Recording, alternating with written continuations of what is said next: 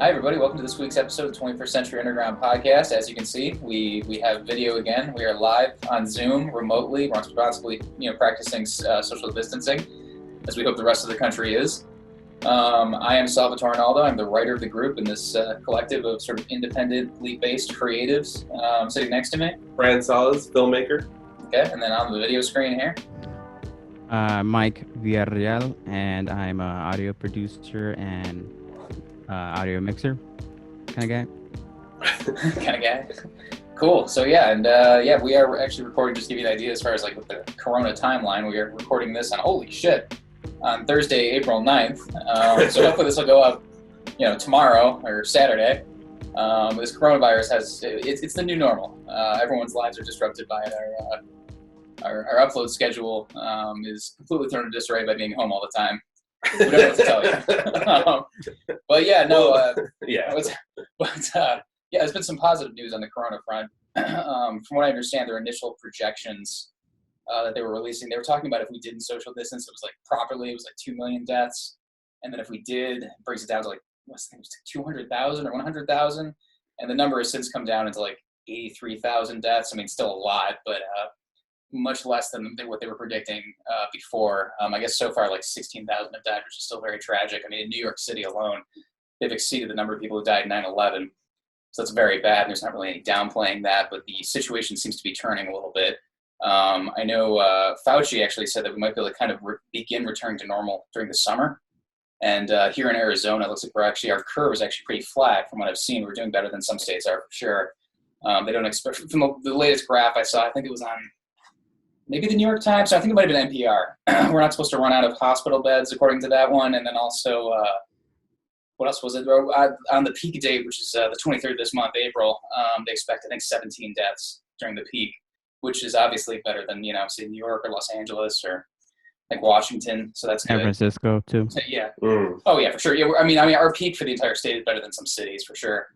And it's good. I think the reason, our Doug Ducey, I think we discussed last time, is famously sort of dragging this thing out as far as the beginning the efforts to lock the state down. And I think the fact, we're the fifth largest city in the country, but the fact that we're so spread out and our population density is so kind of spread thin, sort of in the way that Los Angeles is, except even Los Angeles is far more dense. I think that's helping us a lot. Also, we have a shitty public transportation system. So that actually really helps too, because it's difficult to use. So less people are getting infected that way. We actually have a pretty good one. Compared to some cities. I've been to a handful of cities. Yeah. Apparently that's actually slowing it down. So, I don't know. I've traveled the country a lot. And generally, I like this one a lot. I like ours a lot. I like Portland's a lot. Those are my two favorites. All right, well, whether it's good or bad, something about it is apparently helping slow the spread. So that's good. That's positive. So there's been some good news. A lot of tragedies kind of wrapped up in it. We're kind of just sort of doing the same. Luckily, nothing bad has happened kind of on our end. We've all kind of stayed pretty healthy and, been sort of cooking for ourselves and riding bikes and stuff like that, trying to kind of keep active. I've been at work on the skeleton crew, kind of doing online orders and things like that, and they have a pretty safe, sanitary environment. We're all kind of wearing masks now at work, so that's an adjustment. But what have you guys' experience been?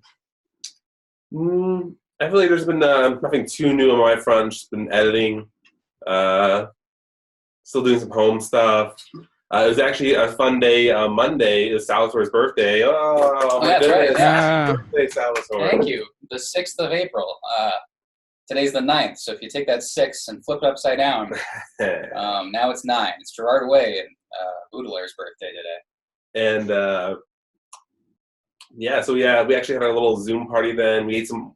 Marzana, my girlfriend, she made some wings. Yeah, those were really good. They were super spicy. They were super spicy. It takes some shit to really catch me slipping up on the hot sauce for wings, but those were actually fucking hot. There was a disturbance.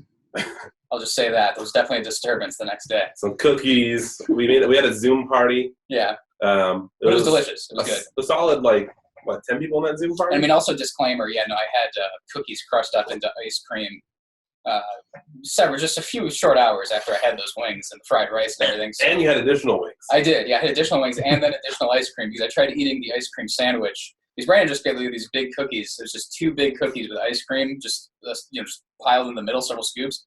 And I tried eating that and just could barely finish it. A couple hours later, I was like, you know what? I've digested a little bit. I think I would like some ice cream. So I was more strategic about it, and I crumbled up 1 cookie into a bowl of ice cream, started eating that. Oh man, that was fucking good. But the next day, thank God I didn't eat anything until like 5. Like I just forgot breakfast and lunch that day. And because when I did, it was just a feeling in there. And it was, and I didn't really explode in the way that you might expect, but it was just like you could tell there was some forces in there. Another news, I had wings too. Oh, you did? Yeah, Oh, that's right. Yeah. Did you chips and guacs, yeah. salsa? Yeah. Where'd you get them from? What is it called? It was this local bar. What do you call it? Sports bar. This local sports bar is called Half Moon. Oh, I've heard of that place. Yeah. Yeah. We wanted some wings and all the other places, and we didn't want to go to Pizza Hut. Yeah, so that sucks. Their wings do suck. Yeah, Wing Street. They still partner with Wing Street? They those mushy. Yeah. Nasty. I like Pizza Hut, but it's just like I don't know. It was gonna take too long.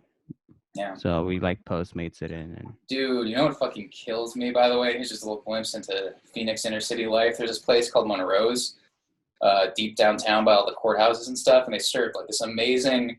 They had like 4 items on their menu. They had like chicken and waffles, chicken tenders, like a chicken sandwich, and I think one other thing. And it was this fucking spicy chicken, genuinely spicy, delicious chicken. It was like this. I think it was an independently owned place. I don't know. I could be wrong. Maybe it's part of a small chain, but so fucking good. And if they're not there when this is all over, man, it's going to be real.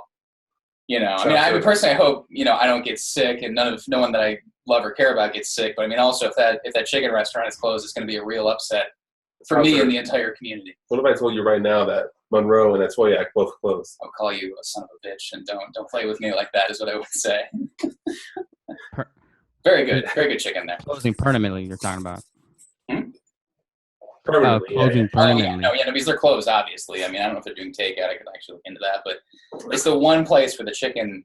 I mean, I went there a couple months ago. The chicken is like genuinely. If you get the very hot option, I can't remember what it was called. They had the hottest, like the nightmare sauce type thing, and you have to sign a waiver before you get it. And I believe it's that hot because I got the step below that, the very hot, which is usually just sort of average for me. Because like I always have to go like a little bit too far everywhere I go just to kind of get something that's like got a kick to it. And this shit was fucking. I went there with my friend Alex, who has no sense of anything being spicy and feels no pain. And it was like an episode of Hot Ones. Like I was sitting there and he was trying to carry on a conversation with me, and I was like, oh, just sort of like incrementally. And the thing is, it was piping stove hot when we first got it, so I was eating it, and I wasn't recognizing how spicy it actually was until like I was kind of getting into it, and I was like, oh fuck, oh shit. Like I just had to keep getting root beer to try to. Yeah, it was delicious though. So, but I'll get hot next time I go because I think that would be perfect. I think my last comment, at least on in general about the Corona, but on the restaurant front particularly, I got an email today. I went to this bar in Portland. It's called the Big Lebowski. So obviously, I play on the Big Lebowski, but I went to a bar up there, and I just got an email from them because that's how the little square receipts work or whatever. They have your information. Yeah. And it was almost a sad email. They're saying they were offering basically growler delivery, no delivery fee, no tip charge. Basically, it was more of just like a begging of like, please buy some growlers. And I was like, oh, that sucks. Sad. And my last note on this, of beer? Traveling, beer. You need to send me that link. I was wondering who. That's in Portland though. Huh? That's in Portland. Oh. Never mind. So, and then on a little side note of travel, back to that train thing, San Francisco is easily the worst public transit system I've ever had to deal with. I hated that place. Eesh. So, Mike, to you and your updates. My update is I've known about it probably a week or 2 weeks ago, but the BTS concert I was supposed to go to April 24th for my 6-year anniversary got canceled. It was in San Francisco, and those guys are locking it down so hard. And we had it all planned, and so, but the thing is, it's, as they say, it's not canceled, it's just delayed. And so they're not issuing refunds at the moment. But I did get my air flight tickets refunded and cancel my vacation days. So hopefully, I don't know when it's gonna happen. They haven't posted a date of when they're gonna happen, but that got canceled. And good news is my uncle got his test back as negative for having COVID-19. So he just has a cough. Woo! Yay. More celebrations. Yeah. No, that is really good. Yeah, no, I was gonna say, because he's like, I mean, it was one of those things. I mean, like, that's the problem, is there's so much going around right now. You get cold, flu, allergies, and like based on what you were saying, like it was like with on last episode, I was talking about, with my girlfriend's parents, like neighbors, where they're exhibiting like the exact symptoms, and they're like super sick, and you're like, oh shit, you know what I mean? And then they came up negative too, so it's just, thank God. Yeah. One last thing with the COVID-19 update for me, I noticed that all the businesses and people that I've encountered in stores and drive-through restaurants and just my workplace and our customers and stuff like that, is that everyone is taking it really serious in Arizona, and everyone has a mask on. A lot of more people. I went to the store today to get some stuff on my way out, and then a lot of people had masks, whether it's medical, homemade. Everyone was, participating in the 6 feet distance and avoiding really close encounters in the aisles. And even in like fries, like every 10 minutes they announce reminders to the customers to maintain 6 feet as much as possible. 2 shopping carts, as Fries was saying. Yeah. And I think people themselves taking it seriously, whether we've been in lockdown or not, it's the people. I think what's really helping this, them taking this seriously, the hygiene, the social distancing, the self-quarantining, and stuff like that. So yeah, no, people are actually taking it more seriously than I kind of thought they were going to in this stage, just based on how slow going everything was. But yeah, no, it's like really encouraging to see the way people are handling it, for sure, because I've had kind of the same experience. And then also when you mentioned that BTS thing, it reminded me, Chuck Palahniuk was supposed to come to the store, like the writer, the author of Fight Club, like several days from now, and he was literally just going to be in the store the entire fucking day, just like the entire day, just hanging out and signing books, like interacting with us probably regularly. I would have gotten to talk to him. I've been reading this guy since I was like in 6th grade, 5th grade, maybe, probably about 6th grade. And this isn't a literature episode. No, I know. I'm just saying, like, it just fucking, I mean, obviously there are way worse things that have happened as a result of this thing, so hopefully, but it just fucking sucks. I was like, oh man, that's so cool. My birthday's in April, so this is gonna be cool. And it's just, but so is it delayed? It's probably delayed, honestly, but still, it's just fucking sucks. Hopefully, it's delayed and not canceled. Because from what I understand, he set most of this up himself. Because I guess I don't know if the publishers work in the same way as far as like with the graphic novels, because it's like Fight Club 3 is the graphic novel sequel that he wrote to the sequel, graphic novel sequel of Fight Club. So, but I'll see. But yeah, it's what was me? Well, thing that's huge. But yeah, so get into the meat of today's episode. What we're going to be talking about today. We did a music appreciation episode a couple weeks ago, and today's going to be our movie appreciation episode. We're going to talk about sort of over the course of our lives, different movies that have affected us, some of our favorites, sort of how they've influenced us. I kind of liked it last time. It was that sort of autobiographical, like emotional kind of, like how like how this affected me creatively, kind of wove its way into who I am and what I like to do, like as far as like creative, like whatever our creative medium is. Mm-hmm. So we're gonna get into that thing. And we were thinking maybe we'd begin, as we did last time, beginning, I think, with Brandon and me. We'll begin with Mike this time because music is more his thing. And then we'll kind of go around in a circle, finally to Brandon, who's the film guy. The film guy. The film guy. My review is mainly nostalgia of films. The list that I'm going to name are kind of the ones that I kind of grew up with and stuck to me. And every time I watch, I'm just like in like a good mood, and it's not one of those like, oh, this is good because it has an 8.5 rating and Rotten Tomato, and you know what I mean. It's just like, yeah. Anyway, to get to it, some of these, I actually don't have these chronologically in order from when I encountered them growing up. Like I did in the music episode, I had pretty much almost everything in chronological in a timeline, but I just kind of wrote all the movies down. Um, one of my most nostalgic movie series, uh, not a series, but it's a cartoon, Digimon. It's called Digimon the movie. I saw it like legit the day before yesterday. I had nothing to do. It was Sunday or Monday, and I had nothing to do. I wanted to watch a movie. I wanted to see something nostalgic, and it was on YouTube. It was Yeah. awesome. It wasn't there when I looked at it like 2 months ago, but it was there, um, and they had the whole. I don't know if you guys remember. It was they aired it in Nickelodeon. I do remember it being on. Angela Anaconda. Does that sound familiar at all? Not really. No. It's just like it's like a cartoon character of like a black and white photo of a real person that just makes faces, kind of like South Park, but like real photos of characters going like, and then it's just kind of like South Parky style. But anyways, they That sounds like some weird Nickelodeon shit from the '90s, though. Yeah. That does sound like something they would do. Yeah, It's true.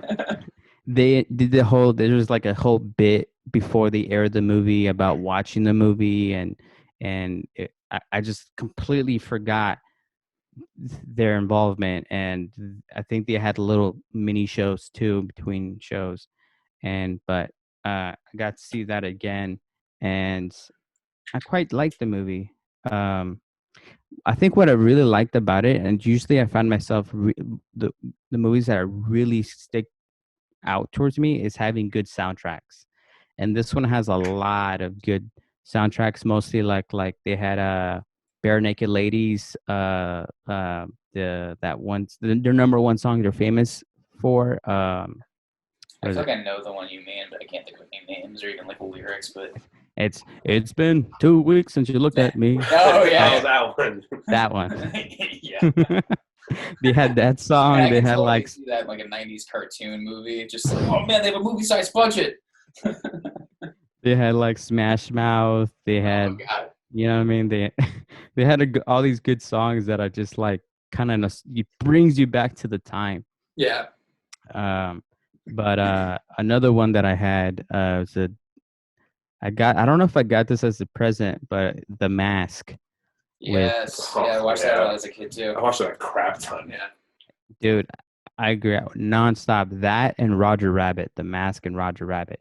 I watched that a lot as a kid too. Just That one kind of freaked me out a little bit, Roger Rabbit, when they're killing cartoons with like acid. Do you remember that? Did that like scare you as a child?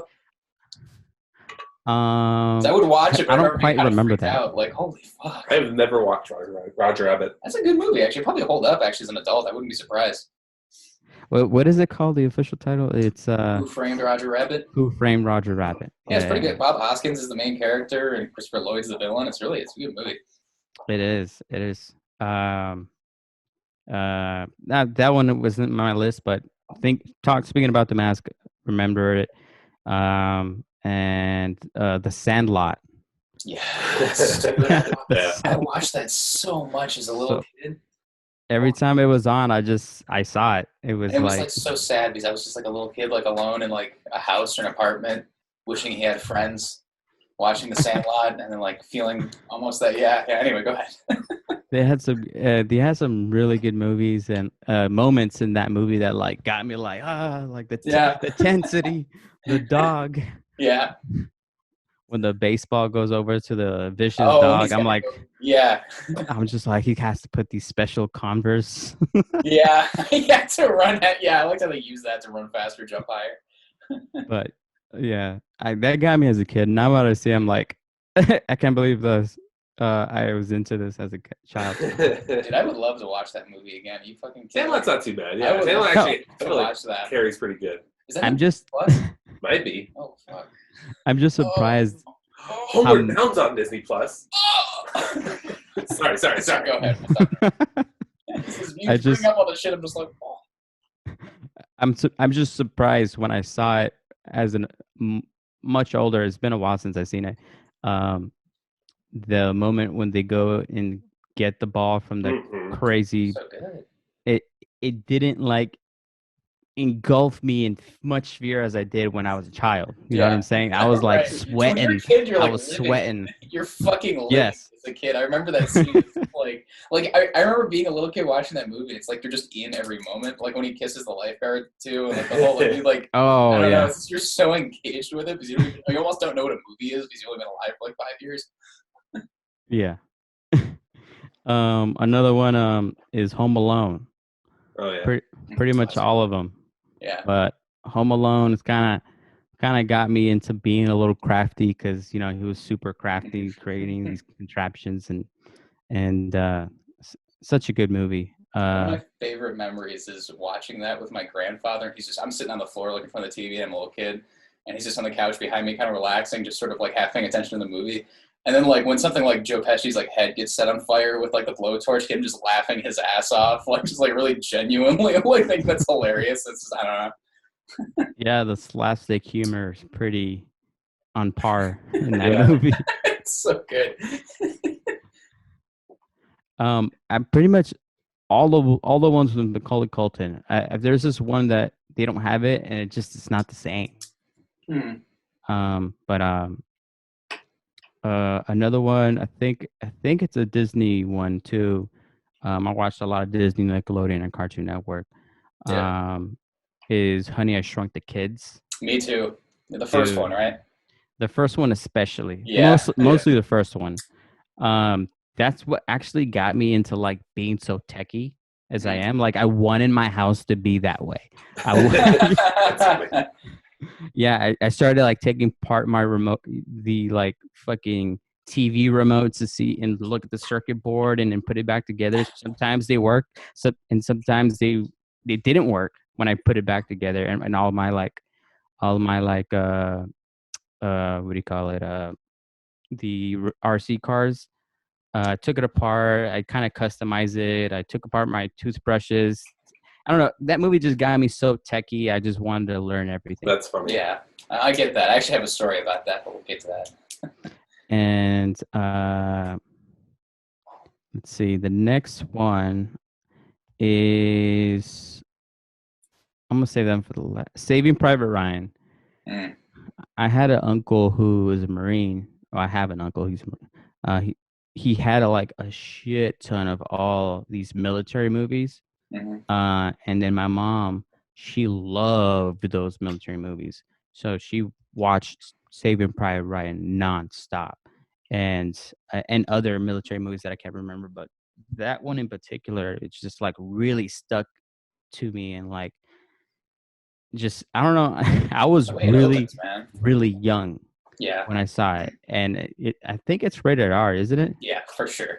Yeah. And so that opening was so realistic. Apparently, I heard about a veteran who was watching it in the theater and had to walk out because he could literally smell diesel fumes when he's watching that opening scene of the boats going up. Oh, dude, yes. You just put it in my brain. The opening is insane. It is. It's a great opening. It puts you in the fucking war zone, dude. Such a good movie. Such an interesting plot.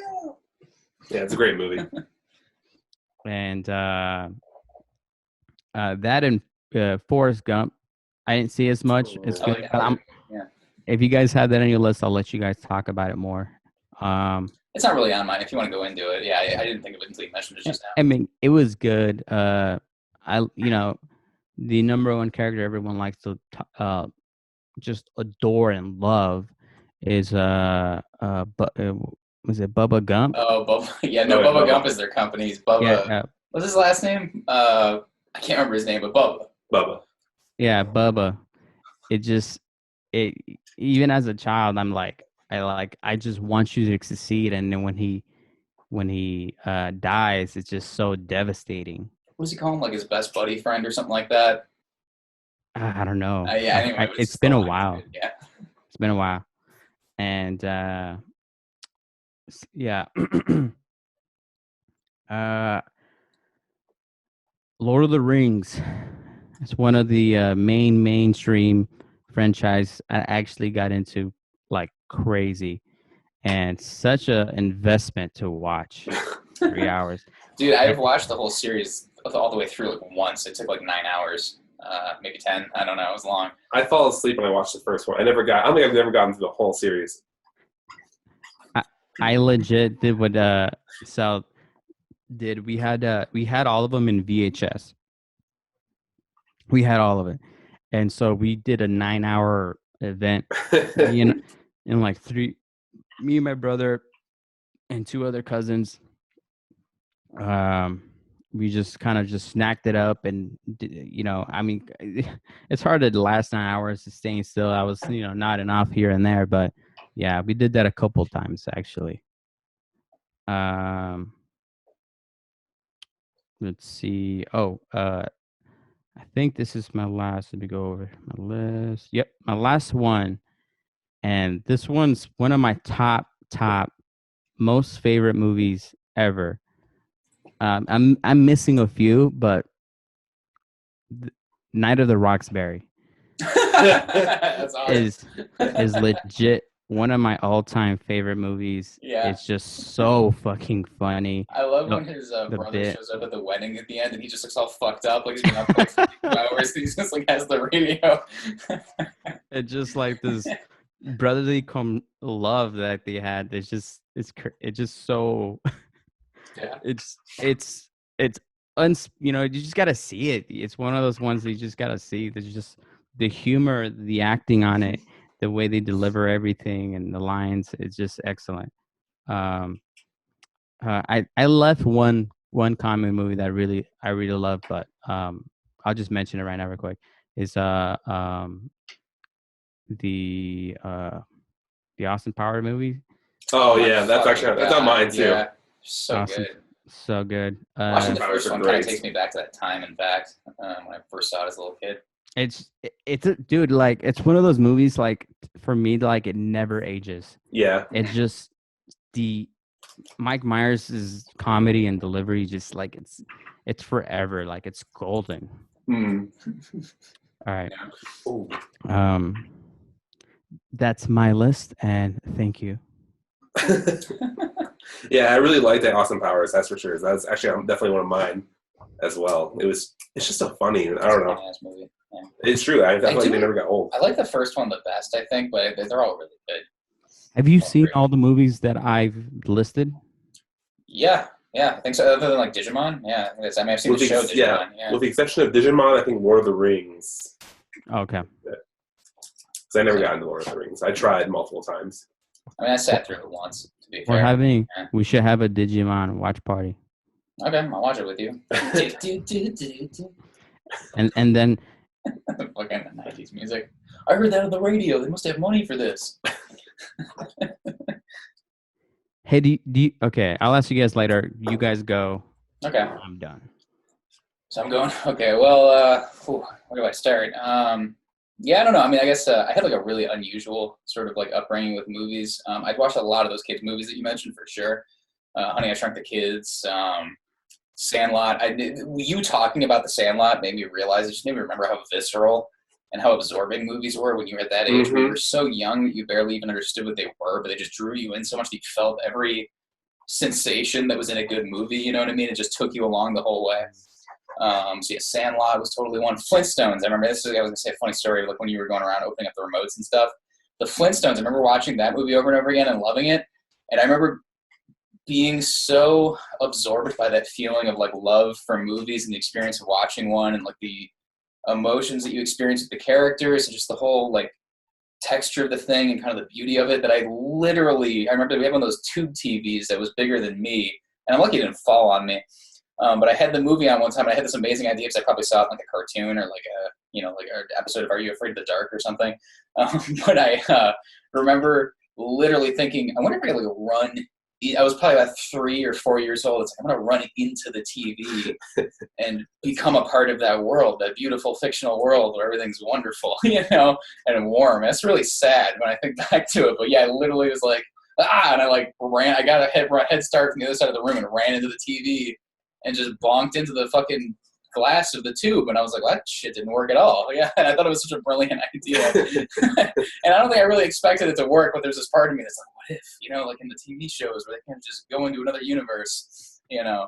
So that's really a good precursor to my entire story and my attachment to films and books and stories, but and art. But yeah, no, I remember that. But then, like, in addition to that stuff, we were like really poor when I was younger. So like my mom we would get most of our movies from the library before we started going to the Blockbuster.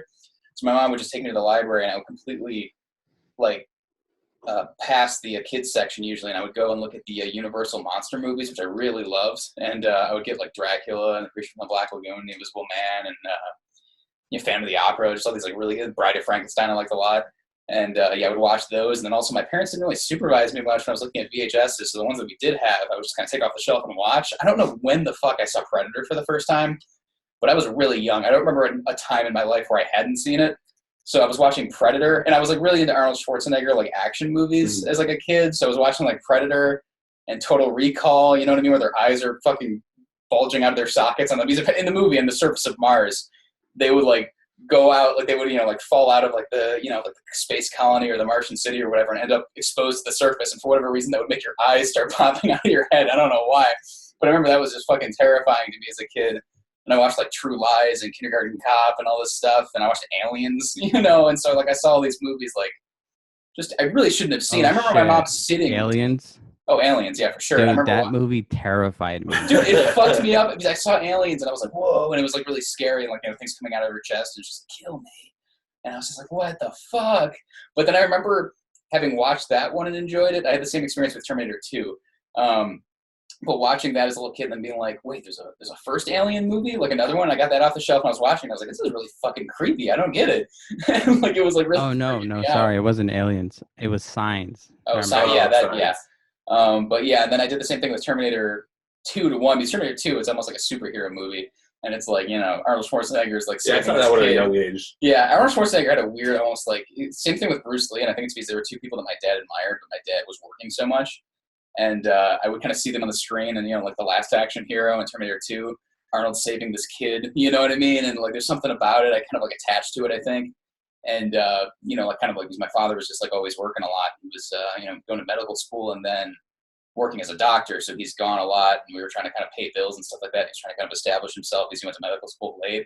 And so I think Arnold Schwarzenegger in some ways and different people that my dad admired, sort of filled that void, you know what I mean? And so, watching Arnold, like, save John Connor, I was like, oh, this is cool. And then go back and watch Terminator 1. And all of a sudden my father figure is trying to kill Sarah Connor, you know what I mean? And he's, cutting open his like eye and taking out the eye from the socket and is opening his arm. And, I was like, what the fuck? You know what I mean? But I still watched it, But yeah, I watched a lot of stuff I probably shouldn't have seen. I remember my mom sitting with me and my older brother, who's 4 years older, and showing us American Werewolf in London. And my brother, I remember looking up at one point, my brother was just gone. And I was like, where did he go? And she was like, oh, he got scared. He went to his room. He left. And I was like, oh, that's weird. I kind of just kept watching, And yeah, so I saw a lot of stuff like that I probably shouldn't have seen. I remember one movie I didn't get away with, my grandparents were over and I had no sense of what you were and weren't supposed to watch as like a 4 or 5 year old. And I remembered seeing in the opening of Mortal Kombat and the previews that would be on a VHS before the movie started. I remember seeing Seven with Brad Pitt and Morgan Freeman. I was like, I should put this movie on. And I put it on. I just remember my grandmother just being like, what the, like, you know what I mean? Just like being like totally like weirded out. Like, no. And I can't remember how far it got. I feel like it got to the point where they're finding the help me spray painted on the wall with the finger. And she's like, no, let's turn this off. And she like turned it off. I was like, why? It's the Mortal Kombat. It was in front of Mortal Kombat, the trailer, So yeah, I watched a lot of stuff I really shouldn't have seen. And I'm trying to think. I mean, those movies kind of sustained me more or less a lot as I was getting older and kind of going through elementary school. And I mean, in addition to all that stuff, I watched like The Lion King, which I loved a lot. I watched that a lot, and Cinderella, and basically like everything. Toy Story. Again like the Flintstones, like I said. Yeah, Like I watched Toy Story. I really loved. I remember watching that one a lot over and over again. I liked Hercules a lot because we didn't own that one, so we'd have to rent it sometimes when I wanted to see it. So it'd be like the special thing. Batman. I watched actually the funny thing is the Joker later in life became like one of my favorite supervillains. But when I was really little, Jack Nicholson as the Joker scared the shit out of me. So I watched Batman Returns, Batman Forever, specifically like on repeat, but I was afraid to watch the first one. And yet I was kind of afraid of the Joker. And so I was like afraid to see him in live action, but in the cartoon series, I really attached to the Mark Hamill one, like the Batman cartoon series. So like I was kind of trying to like deal with my fear and kind of interact with it, but like I couldn't quite get there. I watched The Mask a lot. Oh, and I watched Ace Ventura, fucking like bonker, like all the time. That was like my Jim Carrey movie, more so even than The Mask, was Ace Ventura 1 and 2, and I'd like be walking around the house, walking like him, like doing like the whole thing and trying to like behave like that. I remember vividly. Can you guys believe I haven't seen Ace Ventura? Dude, it's so fucking. You should really watch it. I've been wanting to movie. Since I was a child. Yeah, you should watch both of them. The second one might even be arguably better. Like they're both really fucking good. It's just somebody just. It's like I don't even know if there was a script. I think Jim Carrey just showed up on set and just started fucking going crazy. Yeah, right. And yeah, I remember watching that. I remember watching Wayne's World. Those like sort of ex Saturday Night Live cast members like Mike Myers, Adam Sandler. I watched Happy Gilmore a lot because that's the one that we had, and then eventually Big Daddy and Wedding Singer. Like I grew up with his movies, but that sort of like ex SNL player kind of thing was almost like a genre on its own that I kind of got turned on to because my dad really liked the SNL in the 90s. So we watched a lot of their movies together, and that was like a bonding experience. I remember watching Wayne's World, and like that fucking killed me. You know what I mean? I fucking loved that from a young age. It was this thing that me and my dad bonded over. I just remember hearing my dad laugh when we were watching movies was always like a big deal for me. Like for whatever reason, I just like feel, even still to this day, if we're watching something and me and him are laughing together, like it really like warms my heart, you know? And so I kind of watched that stuff. I watched a lot of like comedies and action movies, particularly. I watched Sylvester Stallone a little bit as a kid. But eventually, as I got older, kind of bumping ahead a little bit here, I kind of watched sort of stuff that I was just like exposed to. And I think it was when I was in about actually I can trace it back to a specific thing. When I was in about 5th grade, I remember I kind of started kind of getting interested in my own movies. And I remember watching Fight Club because I remember seeing bits and pieces of it when I was a little kid because my parents bought it and were watching it. And I remember for whatever reason, I put it on later when I was like in 5th grade and I finally watched the whole movie. I just remember being so drawn into it and so immersed in like the story, and you don't know where it's going to go. And it's like every man character you can kind of sympathize with. And you follow him through this journey and it has all these twists and turns and it just turns into this crazy thing. It's like, I don't know, I always kind of use that analogy with like Alice in Wonderland where you begin in a normal place, like kind of like a familiar place, and then at some point fall down the rabbit hole and end up in this crazy world. And I feel like Fight Club does that in a less fantastical way, and I was really drawn into that. And as a result of loving that movie, I went back and finally I watched Seven, you know what I mean, which is the same director and Brad Pitt, and I was like, this movie's fucking great. And that actually, the literary references in that movie got me into Dante and into like John Milton and stuff. And I was like 6th grade. I didn't understand it so much, but I tried reading it, you know what I mean? But yeah, that turned me on to like different sort of like pieces of literature and, you know. I'll never get me and Salvatore going to the library and like we found the, what do you call them? The black and yellow. Oh, the Cliff Notes. The Cliff Notes. Yeah, because I saw them in Seven. I was like, holy fuck, this is the shit. You know, I didn't get that Brad Pitt was reading them because he was too stupid to read the actual books. He's just leading me through the library. He's just leading through the library and like that. And finally, he's like, oh, here they are. Brandon, this is the shit right here. This is what we gotta read. This is what we need to look at. Which, I mean, actually, at that age was perfect for me because it was like this overly simplified kind of breakdown of the book. So I could actually read that and kind of understand it as opposed to like, you know, this medieval poetry, which I didn't really fully appreciate until I was like late teens, early 20s probably, you know. So I was like looking at all these Cliff Notes and Salvatore introduced a lot of things to me, but nonetheless, I was like, oh, so this is like this rack right here is like the garden of the brains right here. I mean, that's the ironic thing is it was so stupid, but at the same time, it kind of was at that time because it was a way to kind of get exposed to like all these different like pieces of like literature that I was too young to understand in a way that I could actually kind of contextualize, you know what I mean, in a way that I could actually like sort of understand them and kind of get into them, and it did that for me. I got into Dante, and and then after a certain point, like maybe half a year later, I would come in with the Cliff Notes and I would also get the book and kind of start trying to page my way through it and understand it. You know, I remember reading, I think it was like 2/3 of the Inferno or most of the Inferno in middle school because of like, you know, kind of laying out that groundwork. I mean, a lot of it was probably lost on me, but it was still like I appreciated some of it enough at least to stick with it for years. But yeah, no, so yeah, that, you know, that kind of, it was this sort of cross-pollination effect between literature and movies. And I remember getting into middle school, and particularly in that period, that's where I kind of like started to like really appreciate movies as an art form. And I think a lot of it had to do with kind of the groundwork being laid by like, you know, Seven and Fight Club and stuff like that. And I kind of realized, because my dad started showing me different things. I remember vividly him showing me like The Doors, the Jim Morrison, Oliver Stone movie. I remember seeing that in like 7th grade or whatever and be like, what the fuck is going on? This is amazing, you know?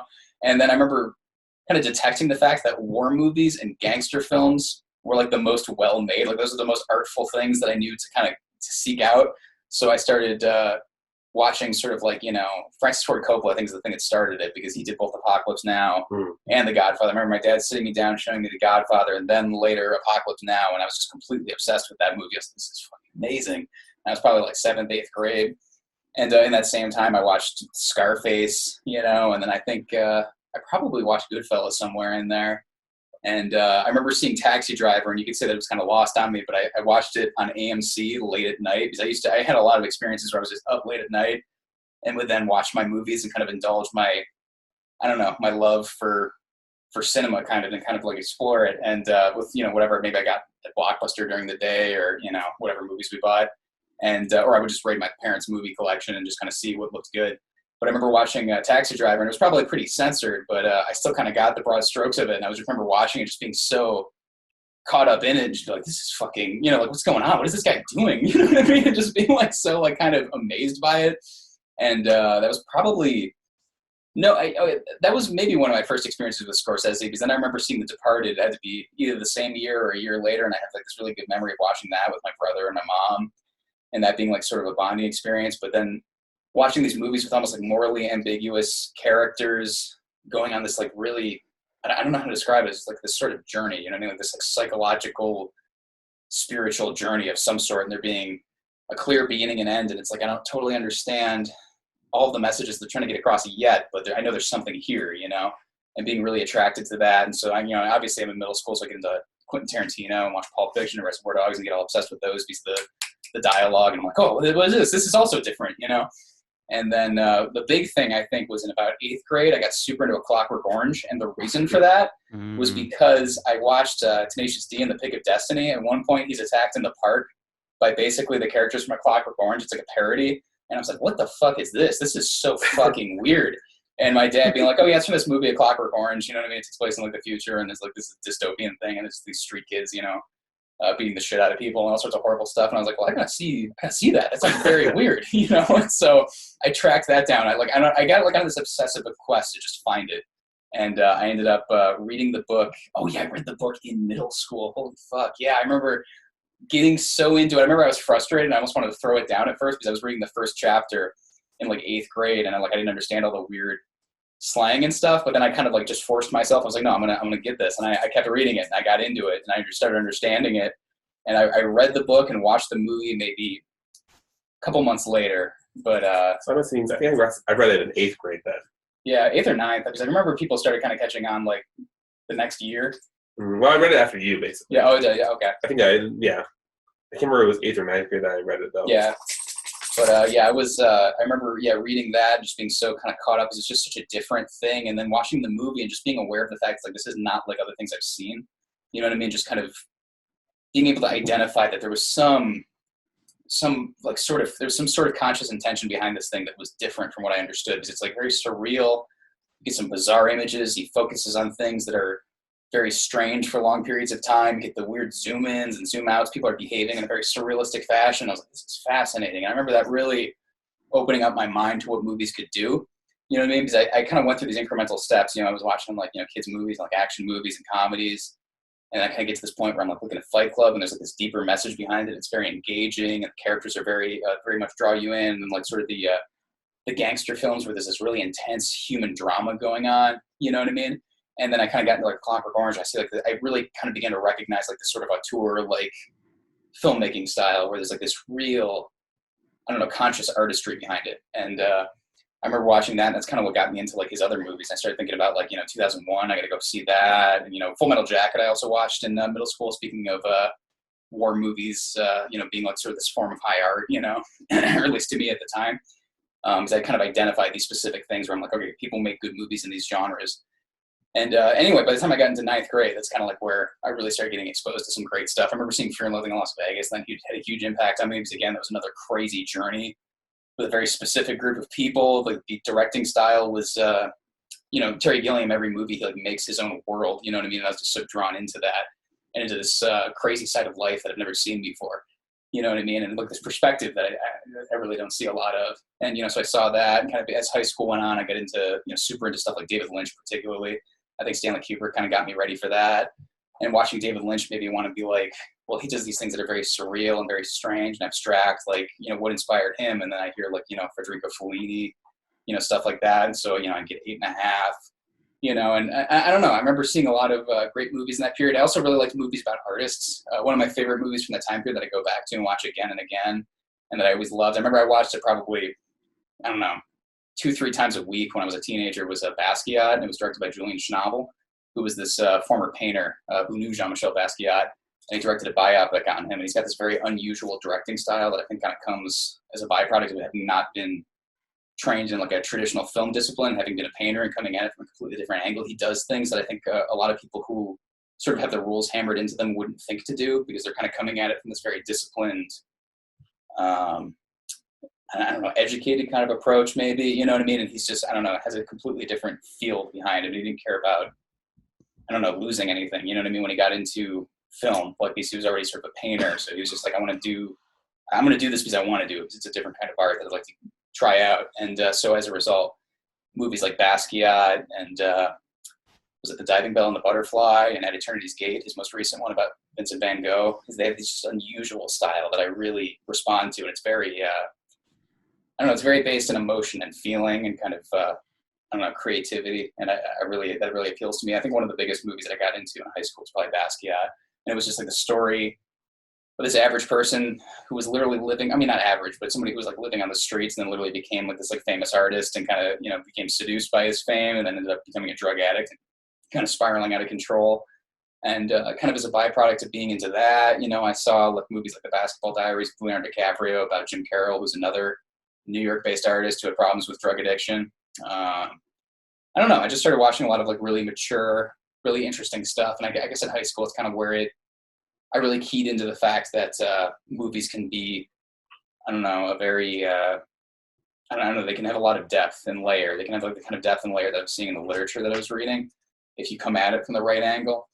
And, you know, I remember watching Naked Lunch, which was it was the Cronenberg adaptation of this William S. Burroughs book, you know, who's a beat writer. And I don't know, I just liked seeing things that came from like a really unusual direction like that, you know what I mean? And kind of having like this like full, interesting arc of complex characters. And so I really isolated what I was into at that point. And I remember some of the movies that came out when we were in high school that had a huge influence on me were like The Social Network. I remember it was another David Fincher movie, speaking of Seven and Fight Club. I'm trying to think what else. I also saw Midnight in Paris in theater. And I remember talking about this on a previous episode, what a son of a bitch Woody Allen is. But that movie, it's so hard to wash that out of my brain because it's just like, it had such a profound impact on me because it was just this beautiful film. I saw it when I was in high school towards the end of the year. Me and Brandon saw it together in theaters. And it's just such a revelation to me because he was just talking about things that I cared about. And, you know, I don't know. It was this character who was a writer, literally going back in time and meeting these people that I'm reading about that I wish I could have met and I could have lived in the same environment as them. And, you know, then he realizes that, you know, this romantic sort of thread of thought that makes you wish that you were in the past, but you're where you belong, sort of, more or less. And, you know, it's looking at the world with rose-colored glasses. And I don't know, it was a very beautiful movie to see. And so, yeah, I liked that a lot. And then, sorry, I lost my train of thought here. Midnight. Oh, and I saw Tree of Life in high school, too, yeah. the Terrence Malick movie. And I remember that was another one where I was just like, it blew my mind because it was so fucking weird. And I was just like, it's so cool that you can do that. And I remember in high school, that's where like the abstract thought really kind of started to get, so, you know, that really kind of got sewed into my brain that you could do these strange, interesting things, you know, like watching David Lynch, watching Terrence Malick, Stanley Kubrick to some degree, even though he's like a little bit more sort of modulated. But like those two guys where they're coming at it from like this sort of abstract art perspective that I'd seen in paintings, but with film. And I really appreciated that, you know, and anyway, and yeah, so I saw things like that. And then, you know, I mean, after high school, there were other things that had like a huge impact on me. Like I remember in the year after high school, I saw Children of God, or City of God. Brandon showed me that movie. I thought that was one of my favorite, it's still one of my favorite movies of all time. And then I think like a year or so after high school, I was like really sort of depressed and alone. Kind of everyone had left town and I was the only one left, and I was going to college, but I was hating it. And I kind of got to this point where I would like start going to the library every day and just sort of, you know, like reading books rather than going to class. And I just like didn't know what I wanted to do with my life. I felt so like totally socially isolated. And I ended up, I remember, I think at one point I got like a tax return or something.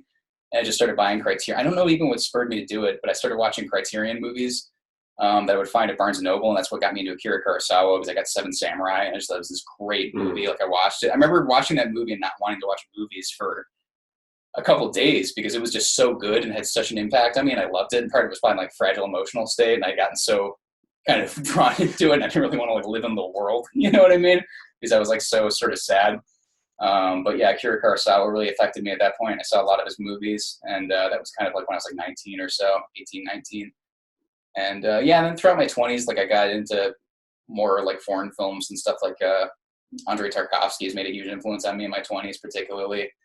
You know, I don't know where else to go with this, but I'm kind of like losing the plot. But I mean, like I say, we're just into early 20s. So yeah. So, but you know, in my 20s, I've kind of sort of developed the same interests that I've had, particularly like as a teenager, like when things kind of really, I've kind of just sort of continued. I don't know, seeing things that have like really sort of, I don't know, affect me in that way, where, I don't know, there's like the sense of creative inspiration. It's interesting looking back now at the way movies used to affect me as a little kid, and then like, you know, sort of slightly older kid, you know, 9, 10, middle school, high school, and then how they affect me now. And it's interesting. You do sort of become, I don't know, as you get older and get more experience with the world, you do develop this almost just like sort of unavoidable, like, I don't know, like skin, like, you know, overlaying skin of like cynicism. And so it becomes a little bit harder to see things that really impact you, really affect you in that same way. Because when you're a little kid, you've only been alive for literally a couple of years. So you're watching a movie and you're just drawn into the experience and you just feel it. You know what I mean? You know what I mean? It's like, it feels like, I don't know, you're living in another world, almost like a parallel world. You get a little bit older, they still have that effect, but it's like dulled a little bit to like an extent that maybe is healthier, but you know, like you get a little bit older but they still change your life when you watch them. I remember just like watching Taxi Driver alone in the middle of the night, possibly, you know, in middle school too. I was like miserable in middle school because I moved across town and lost all my, I didn't lose them, but like I was no longer in school with any of my friends, and I had gone from the side of town I was familiar with to this, you know, like sort of rich kid side of town, like on the west side, you know, after my parents moved. And I was just, you know, I was in there for like 2 years. I just fucking felt horrible. Like I felt like every day I was going in, everyone around me was like almost like a threat. Like it was just another opportunity to sort of be like kind of made fun of or ridiculed or humiliated, or to be just kind of given, or even just sort of like given sort of like a cold shoulder, you know what I mean? Just kind of like, you know, when I would try to talk to somebody and they'd just be like, you know, fuck off kind of thing. Like, what the fuck are you talking? You know what I mean? Just kind of having to deal with that kind of shit that a lot of kids deal with. But then also being like really awkward, just having been into movies and books and stuff like that, being kind of like, you know, into like writing and things, you know, and then trying to kind of translate that and find a group of people, you know. So I was like throughout middle school, like it got a little bit better and I got some people I could talk to, but for the most part, I felt really alone the whole time. And then there I am, 7th, 8th grade, like in the middle of the night watching Taxi Driver alone, you know what I mean? Just trying to like sort of connecting to this character who, like, you know, not to that extreme, obviously, but he just felt totally alone in his environment. Like everyone around him was like almost like a threat to him, you know what I mean? And it's just like, he felt like this like sense of just like existential loneliness and just kind of, he was just lost in the world. And like, and I'm really connecting with it, and then just being shocked at the end when it just becomes a complete fucking psycho, you know what I mean? And you're like, holy shit, like what is it? You know what I mean? And then just having to deal with that, you know what I mean? Like, fuck, like I was on his side, you know what I mean? Like even like to, you know, really far into the game too. It's like, oh, he's gonna kill his fucking pimp who's, you know, turning out Jodie Foster as a child prostitute. He's gonna do all this shit. It's gonna be like the Punisher. I can get down with that. Like, you know what I mean? But then at the end, you're just like, oh shit, he's the fucking monster here. Like there are definitely other monsters around him because he's kind of gone into that world, but he's the monster. He's just gonna do it again. You know what I mean? If he gets the chance. And it's just like, fuck. You know, and it's, I don't know, movies have such a profound effect on you, and they help cultivate your interest too. Because I was watching Basquiat, and I was like, this guy, I don't know, went from being nothing to sort of developing not only like, you know, agency in the world, but fame and fortune for his art, for just expressing himself and being who he was. And obviously it killed him in the end because he got just absorbed by that fame. But it was like, but still watching his art going up and everything, and being like, wow, this is amazing. And I remember watching this biopic with Ian Curtis called Control when I was in 9th grade. You know, it was directed by Anton Corbijn, and it was the same thing where it's like this character starts like me, just as like a teenager, you know, at that time, and is able to, I don't know, use like literally his voice and like his words and everything like that, and kind of become something, you know, as a result. And I don't know, it kind of probably speaks to like my mental state at the time that, you know, both of these people ended up basically killing themselves. But, you know, I sorted that out later. I lost my attraction to that part of it as I got older. But still, just the fact that they were able to become something, even though the fact that they died, they were still able to express who they were in a creative way and impact people. You know what I mean? I kind of had a kind of dark obsession with that as a teenager for a little while, getting into a little bit too much detail, but like I was obsessed with like Kurt Cobain and people like that. But just the fact that they were able, even though they died trying, the fact that they were able to sort of take what they did creatively and turn it into something that was meaningful to other people and that was even beneficial to other people, and it was like something beautiful. Like it really meant a lot to me. You know what I mean? As a teenager who was just like completely fucked up like all the time. You know what I mean? Just like feeling horror. You know what I mean? Just kind of through these peaks and valleys. And I don't know. The more I watch movies, the more they help me realize that I don't know, there are other people like me, and that I could kind of express myself creatively in a way that I don't know people would enjoy and that I would enjoy doing, and I don't know, communicate sort of that just sense of inner strangeness, so and kind of get somewhere with it. But I feel like I'm kind of rambling now, but yeah, that's basically my background with movies as a kid, a youth. Yeah, no, it definitely influenced other tastes because, like we were saying a little bit during, or as Mike likes to point out, especially a lot of our music tastes, especially me and Salvatore, a lot of our music tastes came from movies. Songs we've heard from movies, and just that is like a spilling place for. Yeah, or I would love movies because of the music. Like I would listen to Joy Division and be like, oh, I gotta watch this movie. Yeah. And Curtis, you know what I mean? It like went both ways. Yeah. It's like this cross-pollination with all the arts. I wanted to comment on that, and then so I guess me, yeah, I'll do some movie talk. It's funny. I've been looking forward to saying this from the beginning, but I wanted to like say it when I got to my part where you pointed out Digimon. The Pokemon, the first movie, was one of my first. I feel like I was very aware of how obsessed I was with it. I remember I would be in like a big old T-shirt in my underwear, just in my living room, watching that movie over and over and over again when it came out. And it's also funny that you mentioned the soundtrack because that was one of the soundtracks I owned. And I like was very aware of like those weird little pop songs of like all these different artists. I didn't even question that shit when I saw it in theaters. I saw the first Pokemon movie and the other tears turning him away from Stone, and I was like, nothing has predicated this in the entire series. But I'm like, I guess I'm on board. Whatever. I was 100% on board during that scene where they're talking about not doing violence and everything like that, and then like immediately they have changed their mind about that or whatever. They literally forget that they learned that lesson because Mewtwo wipes their memory. It's a good fix. Yeah, they realize that animal abuse is wrong and then just forget it. But that was it wasn't necessarily my first movie, but the first movie I was ever like very consciously obsessed with. Got the soundtracks. I was really into that whole thing. But I think prior to that, the first movie I can really think about that comes to mind that I watched very continuously, without really not recognizing that I was obsessed with it, but just because it was so. I guess it was so available, and because it was so available, and my family was also really into it, it didn't feel necessarily as niche. But Star Wars. Oh yeah, I forgot to mention the Star Wars and Raiders and stuff like that. Star Wars is definitely a cornerstone. I remember watching episode 6 specifically a lot, but all 4, 5, and 6 I watched a ton. At my aunt's house, laying on her bed watching it, and definitely one of the early on movies where I just got really, really into. Obviously it's the hero journey thing. The lightsabers is fucking cool, especially at that young age.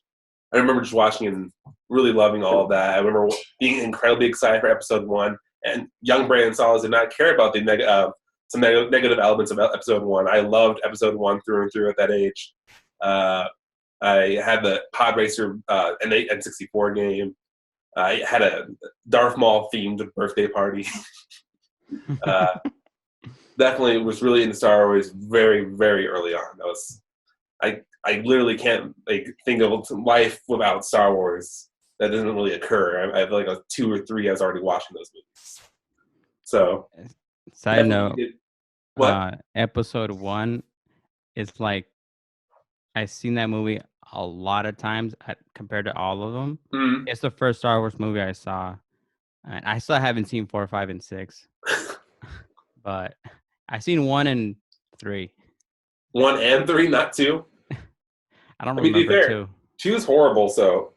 2 was pretty bad. I had trouble getting through that. I remember as a kid. I remember starting it a couple of times, then sort of being confused as what was going on. I just couldn't pay attention. And I was like, this kind of sucks. Yeah, I personally will, because maybe it's a nostalgia factor. I don't hate on 1 nearly as much as a lot of people do.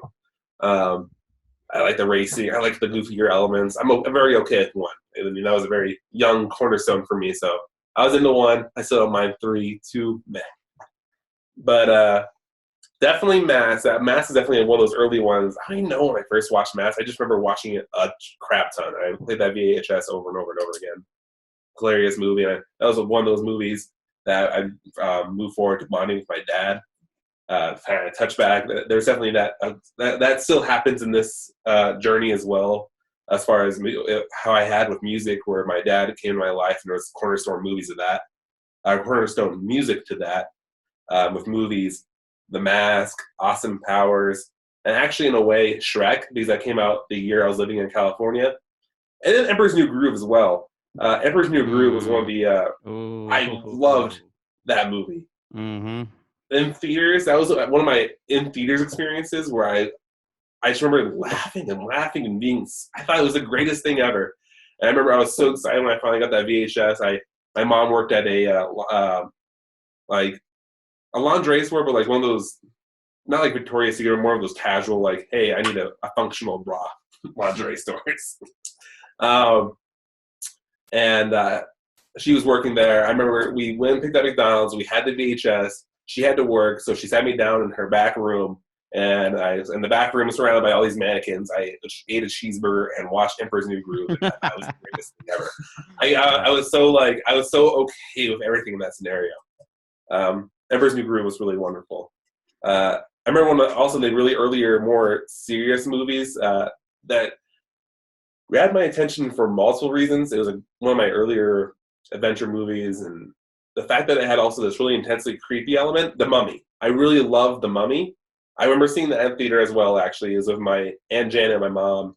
And I remember that I was loving it. I was obsessed. I was like, I was just so immersed in it. But at the same time, certain things would terrify me, like somewhat the Beatles, like the scarabs going underneath the skin, but then also for whatever reason, specifically the chanting, the emo, I'd be really freaked out.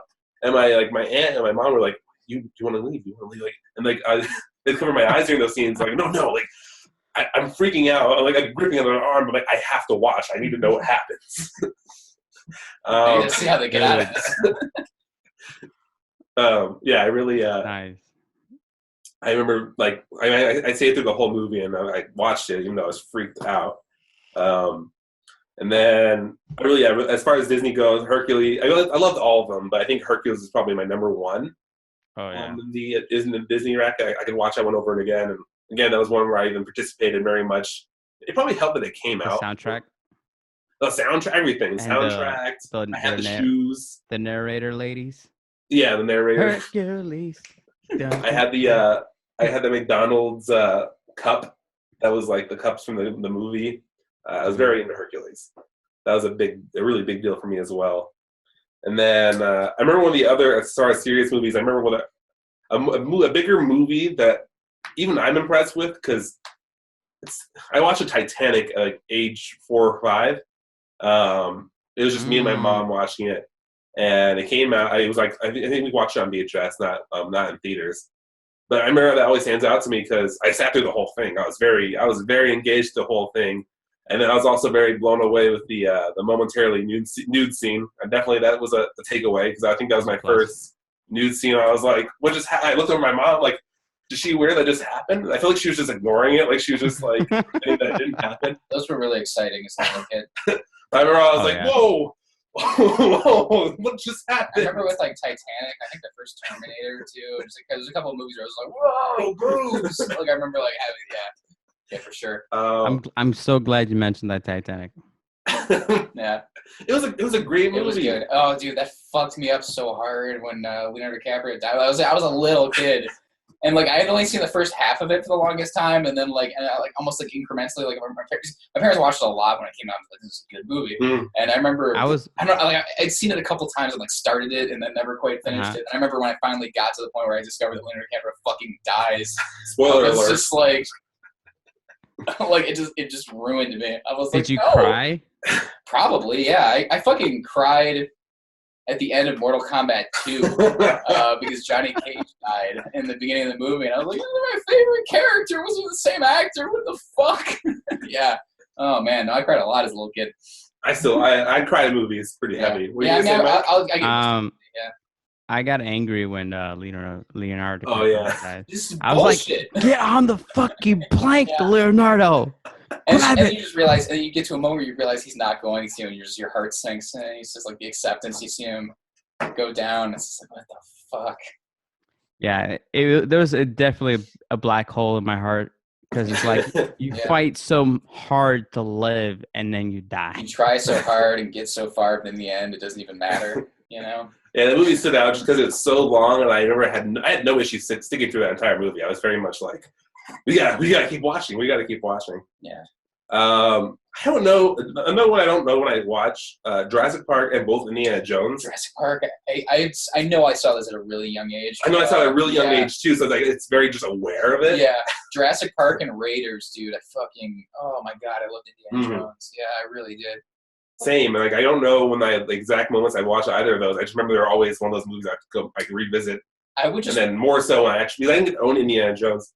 A big thing I realized when Salvatore was talking was a jumper for me. And the Salvatore is I didn't have the Blockbuster access. Yeah. So on the flip side of it, my parents actually had access. They're one of those people who started on Netflix back when it started. Like, literally, the year 2000, we had Netflix, and that was it was all DVDs, and you make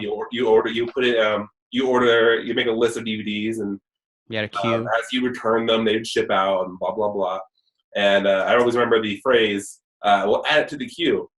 And there's plenty of movies I always wanted to watch. And again, I was realizing all this as he was talking because I wasn't able to rent it through Blockbuster because my parents would be like, why would we rent it through Blockbuster? We have the Netflix service, so just add it to the queue. And that add to the queue mentality always bothered me because it just takes so long. I'd have to wait for their next 5 movies to go through, and then it'd be my movie. And by that point, it'd be like months from now. I don't know. The whole thing bugged me, so I didn't bother. Yeah. The same reason I tried GameFly when I was younger too. Same thing. I canceled it pretty quickly because I was like, I want to play something now. I don't want to play something a week from now. I definitely like that part of it for sure. Yeah. So I didn't have I wasn't able to watch any new movie I wanted. However, because of Netflix, my parents watching continuously new movies, I still got around a decent bit of a whole bunch of variety of movies because I'd always sit down and watch it though.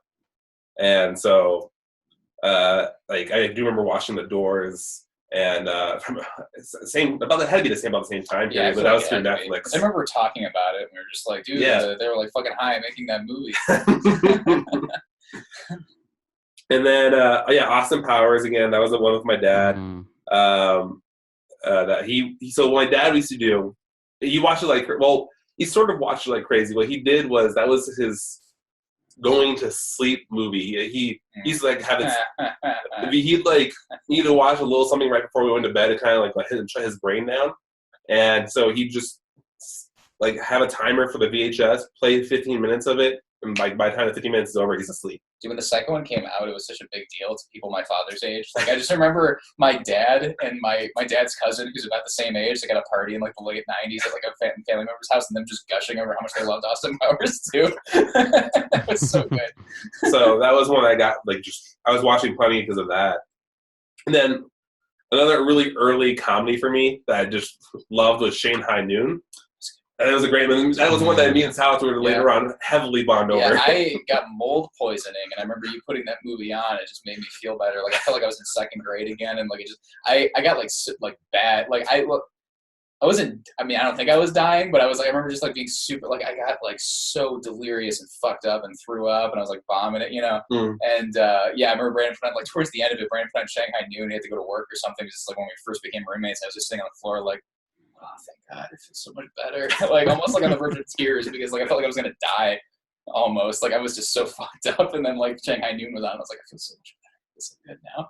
Yeah, that was a movie that just killed. I don't know. It was hilarious. I love the action sequences. Everything about it was just so satisfying. I watched a whole bunch during that time period. Again, like a lot of it I just collected in this general space. I know I watched tiny bits and big pieces of Godfather while my parents watched it, but that was I feel like that was probably when I had friends. So when I was much more like, well, I want to hang out with them and not necessarily sit down and watch a movie. So I only watched like tiny pieces. My parents sat me down to watch the guy. We like watched it as a family, as though it were like an Italian like rite of passage or something. I remember I was like probably like 6 or 7, maybe it was even earlier. I don't know, but we sat down like we're gonna watch The Godfather, and I was like, oh, okay. And then I remember just sitting there, and I was like, this is amazing. Like I feel so warm and happy doing this. Yeah. Shrek and Shrek 2 both left impressions. Shrek 2 especially. I actually really love Shrek 2, to be honest. But I do remember Shrek coming out and being a whole big deal in the world. And then I guess kind of moving forward. So a lot of these, I've seen a lot of what Salvatore's seen. Salvatore came smashing in my life. Yeah, I'm looking at your notes. I'm just seeing things I completely forgot to mention that that are like hey, all. it's okay. You give me something to talk about. No, that's true. Yeah, you're right. Yeah. No, I just yeah. Because if Salvatore wanted to, you cover all of this. Yeah. I guess he's like the first time I had experience of having more access to movies outside of my parents' movies. I showed you outside of my parents' list. right after I saw it. Yeah. Yeah. Like, I mean, you can Fight Club, we tried Donnie Fight Club. It Darko, was like 6th graders. Fight Club, Donnie Darko, Requiem for a Dream, Predators, Aliens, all things that directly related to Salvatore introducing me. And all those movies I really love, and all definitely affected me. I definitely really enjoyed Donnie Darko. That was like a thing. Every time I'd stay over, I'd just bring over another movie, and we're watching this tonight. It's fucking cool. Yeah. Yeah. I mean, it was always just a different movie I didn't have access to. And a big one of those for me, that's the whole Kevin Smith in general being introduced to. He brought over, I don't even know, probably It Clerks. had to be Clerks 2, or maybe it was Clerks. It might have been 2. Clerks. I remember I was probably in 8th grade, and my parents rented that, and I remember watching it, just being really affected by it. Because that was the first one I ever saw, and because I was actually no, that's wrong. Dogma. My parents loved Dogma when it came out. We saw it on Comedy Central. I saw bits and pieces of it, so I knew the Jay and Silent Bob a little bit. I knew it was this kind of interesting religious comedy thing. But Clerks 2 was the first one that affected me. I remember just not even having seen the first one, but watching the second one and being like, this is so fun and so there's so much heart. Yeah. And I remember just being so affected by it, thinking that they had so much fun making it, that there was so much love put into it, that I ended up watching all the special features just to see what happened and when it went into it. And I was really gratified to see that seemed to be the case, because Kevin Smith's just this warm dude who's always working with his friends. And I showed it to Brian, and I was like, we got to do this. We got to do something like this. Yeah. And then it just opened up the world. Which was a nice little moment to also take the opportunity to touch on something that Salvatore didn't take the chance to touch into. He's also very much so the one who brought over a video camera and started that. I didn't have access to a video camera. I didn't think about it because I had a video camera. It was my grandpa's old camcorder. Yeah. He got a new one. He had this giant 90s one. Your dad thought it was hilarious when he saw it. It's like a rocket launcher. Yeah. And I mean, you recorded on literally on the VHS. VHS tapes. Yeah. They go inside. It's ridiculous. And my grandpa got one of the small, reasonable ones in the late 90s, early 2000s. Just gave us that one. This is mine now. Yeah. And there was no editing. It was literally we had to hit 3, 2, 1, action. Also hit record. Yeah, that was fucking great. I love that. And then cut. At the same time, and then hopefully. And we had to set the camera in one place because we were always all the actors. Yeah, and hopefully it pieced together something that made sense. It's like we had a tripod. We were just literally. Yeah, no, we just set it on things, and we drew in our friend Michael Brown to be in things with us and to play parts. It was pretty fucking great. And we were trying to recreate scenes and doing small stupid things. That definitely. We were doing YouTube videos before they existed, because me and Michael Brown would just do skits on those VHS tapes that lasted 30 seconds to 2 minutes and just move on to the next thing. We were doing YouTube before YouTube existed, basically. We did a huge variety of those. I feel like, so Kevin Smith was a big one. We got really into that. We started pouring a lot of that. I wouldn't necessarily say that was quite the big thing that made me realize I could make stuff. I was like, we started using it as an influence for the stuff that we were making, for sure. Yeah. Oh, I was totally, not a long period of time. It was probably seemed longer in retrospect, but I do remember writing just straight up Kevin Smith type scripts about people very much. Yeah, we were, we were probably 13 or 14 when I was writing this, as though we were in our 20s.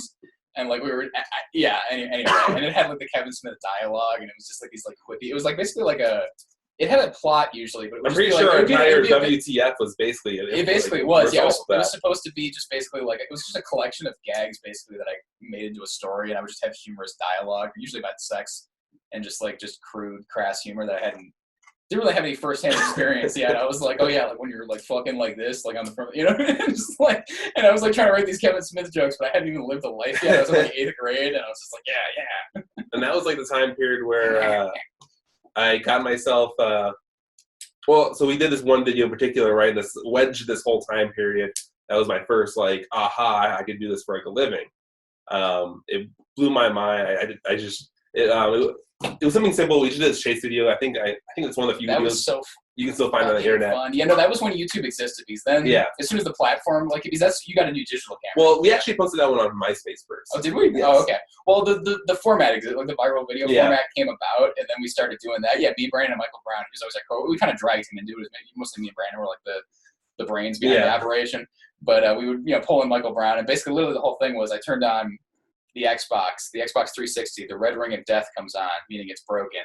And the whole thing is Michael Brown comes in, he's pissed, and he chases me for like 3 minutes. And then at the very end, he just punches me in the face and calls me a dick. And then I like drop in an alley. It was great. And a little precursor, like I was on kind of an off move that day. That was the day I called 911 by accident, right?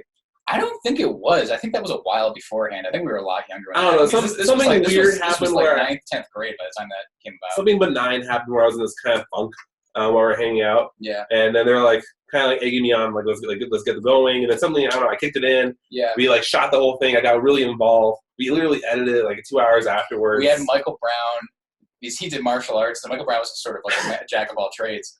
And we had, at one point when I'm chasing him, I throw down a garbage, like one of the garbage, the ones with the wheels. I throw that down. It was Brandon's parents, obviously, and I keep running. And then Michael Brown could just run right around it because it's an obstruction that's all of like about 3 feet. But instead, he jumps over it and dodge rolls, and we get that from multiple angles. We just had to do it 4 times. It was pretty great. We had him do like 4 or 5 times. I just got it from all these different angles. Yeah. And then it was a really fun experience. We were editing and we put this whole thing together. So all good. on Movie Maker, mind you. Yeah. Windows Movie Maker. If you haven't experienced terrible software. Yeah. Oh, it was shitty. You have to save. You truly save constantly because it just crashed. And it recorded onto tiny DVDs about this big, and we needed to rip those with a program, so we just got a free one from the internet, and it caused these like weird streaks anytime there was movement. Which I now know are. It was like a frame issue. It was a frame issue? Yeah. Oh, good. Okay, well that helps. We just did it anyway. We're like, fuck it, we want to. I don't know why I go into like a Beavis voice every time I go into like myself at like 14 making movies, but I don't actually. It's hard for me. I've been trying to think about this whole time. I'm trying to pinpoint. There's an important movie that came up during my teenage years. You saw The Girl Next Door before. I didn't even like say the words yet. Before we did that video, and I know that because you used the Twilight Zone as the music, the 90s techno song, and it was in that movie. That was in the chase video. So that was definitely a big influence in that. Yeah. So he took my fire for me. Yeah. But basically, I remember on the early version of Hulu, where it was still kind of this free thing, I was scrolling on it, and I saw The Girl Next Door. I remember seeing ads for that in other movies, and it didn't look good. But I won't lie to you, Brandon Salas was like, there might be some nudity in this. So I put it on. And then you told me about it. It's like, I gotta watch it. I sat there in my in the computer room, and I just watched the entire thing, and I was just riveted. I loved it. I had no idea what I was going into it because I thought I was expecting a bad movie, and I fell in love with it. I was by myself and I just watched the entire thing. And so, kind of thing with Kevin Smith is he talks a lot about Slacker, which is a movie that inspired him, and Clerks is that kind of the same thing for a lot of other people, but I don't know, for some reason that didn't necessarily click that time period. But watching The Girl Next Door had a profound impact on me because it was this movie that it was a comedy, it had a lot of heart.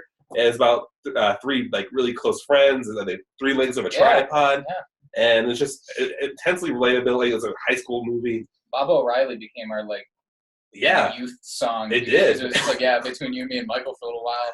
And that movie,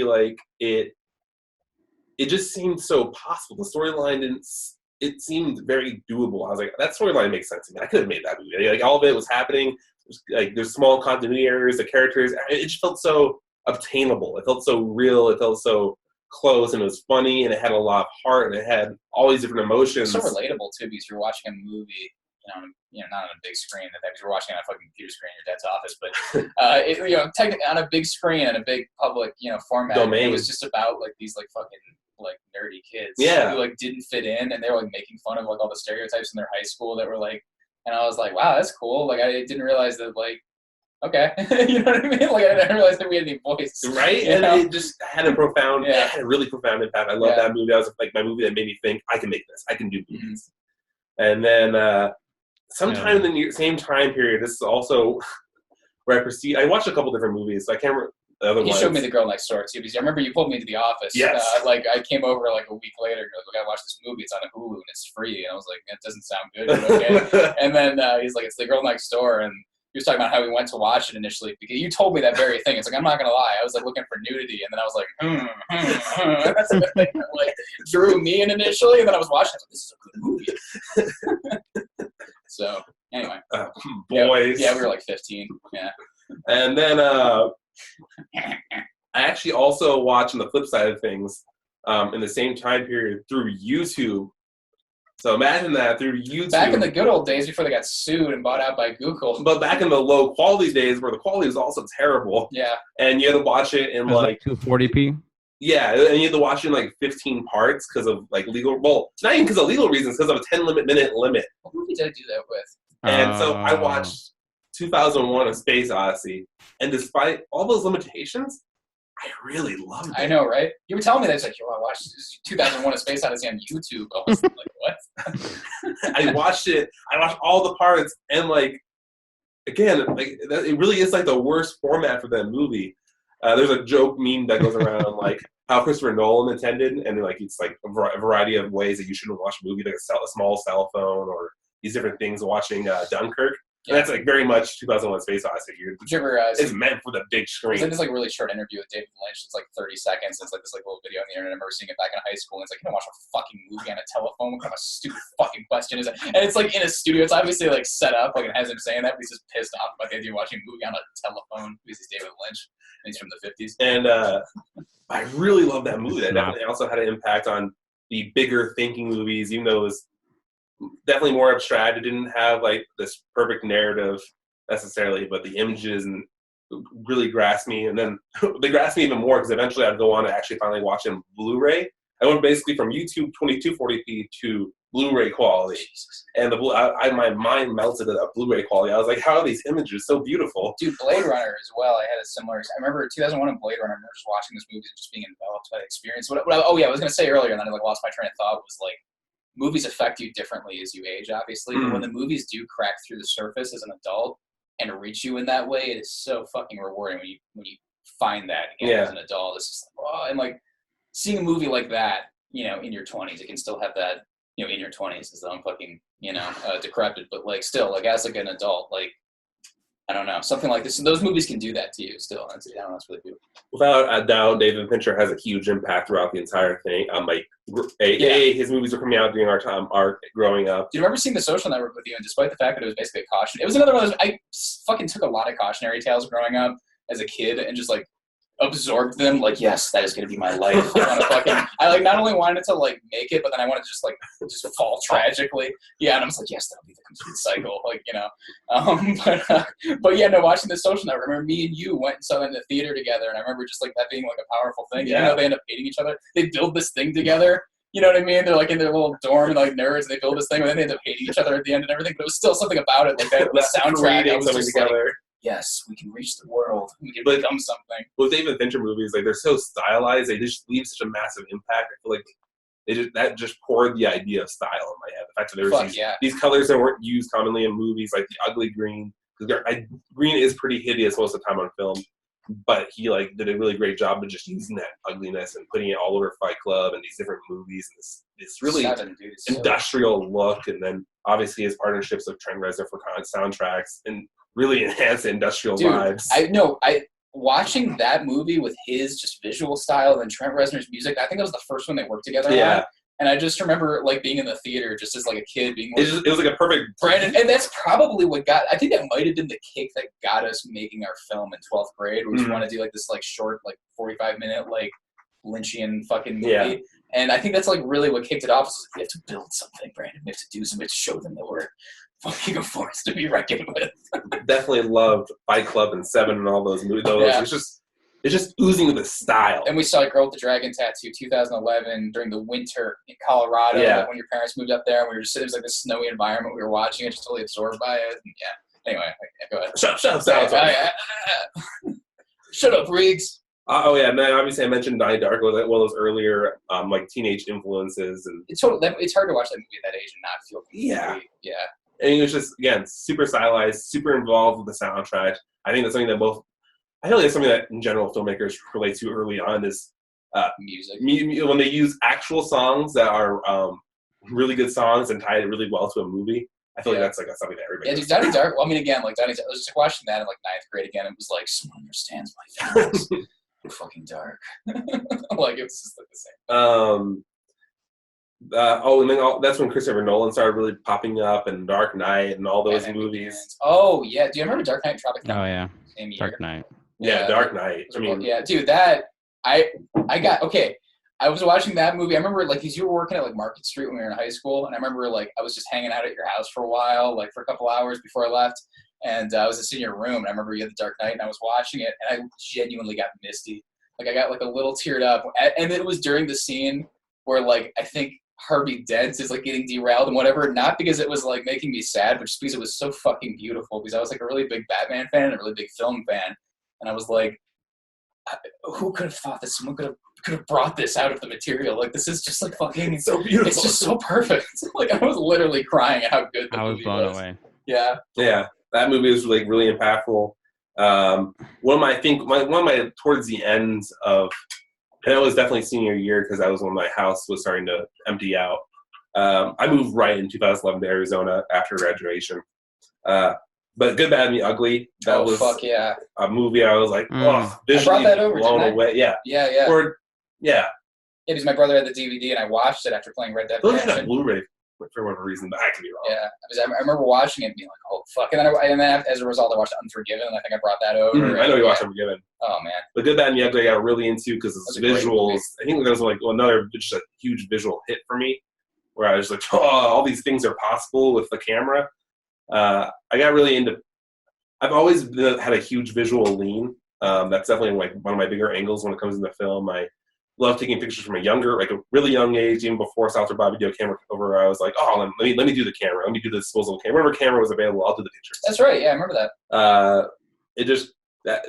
I'm always had a visual just growth. Like I don't know, it just really grabbed onto me. When we were doing the camera stuff, I guess it impacted my brain more and more than I thought it would. Like I'd have these music video images in my head constantly. It'd be like even all the way earlier when we were walking down, going to the rec center and stuff like that. I remember distinctively all these just visuals walking down that bridge. And long test, like 5th grade. Yeah, like this third perspective of this about what we're doing, these scenes and this stuff. And I think that's a big reason not to get off topic too much, just because it's kind of important. In the video game Far Cry Instinct's Predator, I think that's part of the reason why I took so much the map making function. It was just because it was like I was able to bring these visual ideas to life. A map making thing in that game. Yeah, it was like a first person shooter, and you can make multiplayer maps. It was pretty cool. It was very fun.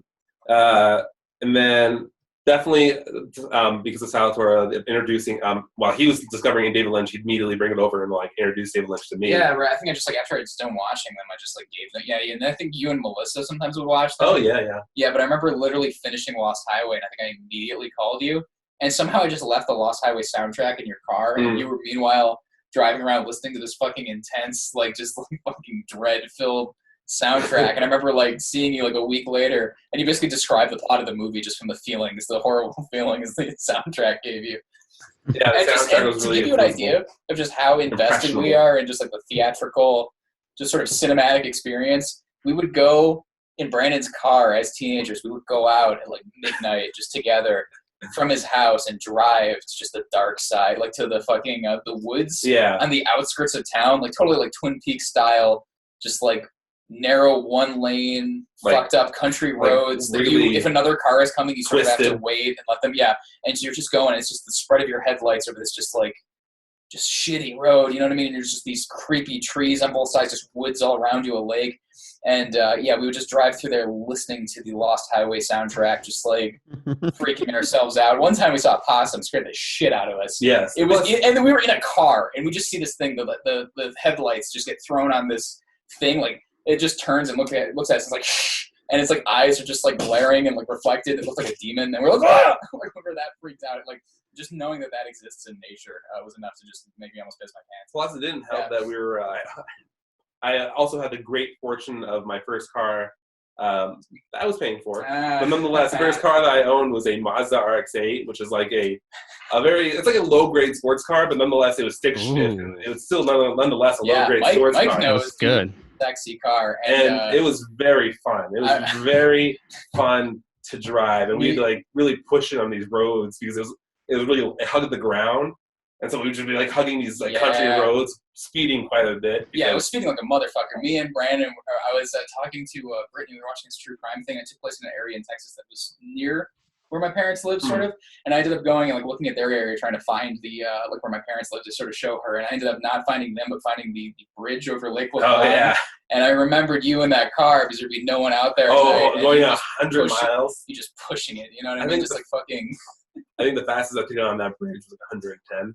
God, I love that. Yeah, I remember you telling that you're like white knuckled, your hands were shaking. I was like, Jesus. Definitely this continuous quality throughout, well, not even just high school, the entire life of trying to emulate the cinematic quality in real life. That is for sure. Though. Yeah. Whether it's going on these certain drives, I mean, that's I think a big reason why we attach to music, because the music helps bring that vibe out. I always used everything as a vehicle to express how much I loved something that I had seen and wanted to like emulate it and create from it. You know, I remember we were doing this like sort of sketch comedy type thing, and somehow I worked a Clockwork Orange into like the comedy show that we were doing. Like it almost didn't make any sense, but one of the characters just suddenly becomes sort of like a Clockwork Orange style character and starts beating the shit out of other people. The Clockwork Orange was one weird, that I really definitely attached to actually as well. I think that's pretty much my majority. At some point, towards the end there, Lethal Weapon was introduced to me. Yeah, right on the cusp of. Yeah, that was almost a tradition with me and my brother when we were like 4 or 5 years old. Is my parents would put out a cot in front of the TV on like a weekend night, and me and my brother would try to watch all 4 Lethal Weapon movies in sequence, like overnight. And so that was what I grew up with. And one day, Salvatore brought it over, and we felt like I fell in love with it, and that became like a big brother movie for us that we really related on as well. Mm-hmm. I think that's my big. There's movies and movies. Yeah, like when I was it's hard because like I was going through it and I feel like I was just like cutting this like really narrow little path through like all this shit, and it's just like I don't really talk about. It's hard to cover everything, and I'm not going to try to. These are things that came to mind. It's kind of like I feel like the rule we try to keep with this stuff. Yeah. Mm-hmm. And then just briefly like touching on again, I'm trying to stick to early 20s. I feel like I've had more. I remember it was funny. I moved out, and it's very exciting because I had this time period where I was living the dorm life, so I didn't have, but I was also still working, so my money, besides for feeding myself, was kind of like this extra dispensable money for the first time.